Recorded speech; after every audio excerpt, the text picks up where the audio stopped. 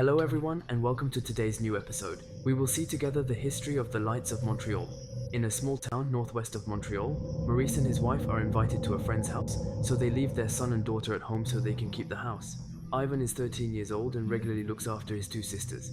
Like every night, he is very quiet and watches TV.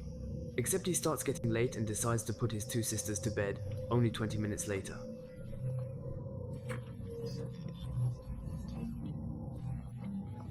The two girls are sleeping and the house is very quiet, but that's when he will hear a big noise, followed by a kind of buzzing. Ivan doesn't know what happened. He thinks he may have left the light on, or that it's his sisters. So he decides to go down to the living room to see what happened, but he can't find any more. The noise seems to be coming from outside and her dog seems very agitated and barking. That's when he will notice a light coming from his bathroom. He knows his sisters are asleep. So, he is afraid of running into a burglar, but to protect his sisters, he will take up his courage and open the bathroom door. He then realizes that the light is not coming from his bathroom but from across the street. He then approaches his bathroom window and observes this strange light pass over the trees. She seems to be getting closer to her house. The young man is afraid, but he is curious and stays in front of the window to observe the phenomenon. Suddenly the object seems to project a kind of light beam on the ground, the beam wandering, as if he was looking for something. Then at some point, this beam will hit the young man's face and Ivan is disoriented and he no longer sees anything. He falls to the ground, but after a few minutes, he seems to come to his senses and get back up.